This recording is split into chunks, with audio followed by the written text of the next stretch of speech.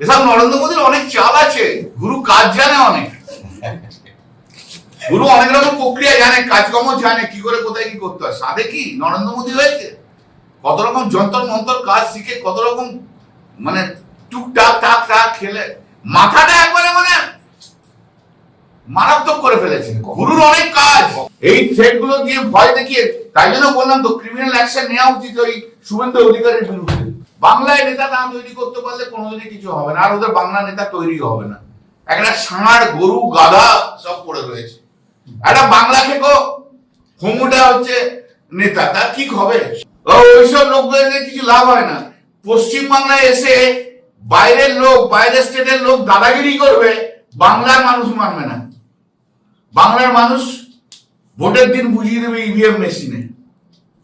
দাদাগিরি, বাইরের লোকের দাদাগিরি সহ্য করবে না। আর এখানে তো সব অনুর্বর লোক রয়েছে, সবগুলো পাঠা, শিক্ষিত শিক্ষা টিক্ষা নেই, গরু গাধা। শ্রমিক তো কোনোদিন পশ্চিমবাংলা ঘুরলই না, ও জানেই না কিছু। ও বড় বড় ভালো বক্তৃতা দেয়, বাংলা ভাষায় ভালো ভালো বক্তৃতা দেয়, ও তো বাংলা ঘোরেই নি। আর এখন একটা রাজ্যসভার মেম্বার হয়েছে, ব্যাকডোর অ্যাপয়েন্টি। অমিত শাহ যত আসবে তত আমরা জিতবো, কারণ অমিত শাহ তো বিদ্যাসাগরের মূর্তি ভাঙবে, রামমোহনকে গালাগাল দেবে, বাংলাকে গালাগাল দেবে।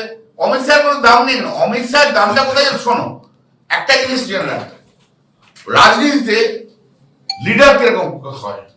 একটা লিডার হয় যাকে দলের সবাই একটু ভয় টয় খায় পোস্ট পাওয়ার জন্য, এই পোস্ট পাওয়ার জন্য। Amit Shah is for that. Amit Shah কিন্তু মানুষের লিডার নয়। Amit Shah is not the leader of the peoples. Amit Shah is the leader of BJP cadres, workers, leaders. ও ভয়ে থাকে, এই রে আমাকে সিট দেবে না, আমাকে এই দেবে না। অমিত শাহকে বাংলা কোনো মানুষই পছন্দ করে না। Amit Shah is not the leader of the people. আসুন না, এসে তো গণমন্ত্রী এর আগেও এসেছিল, বলেছিল আরামবাগ का इस बार एमपी सीट हम लोग ले लेंगे। क्या हुआ? ও যত আসবে তত বিজেপি যাবে।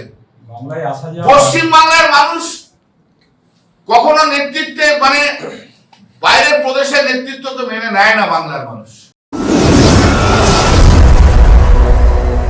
আপনারা দেখছেন বর্তমান সময়.com।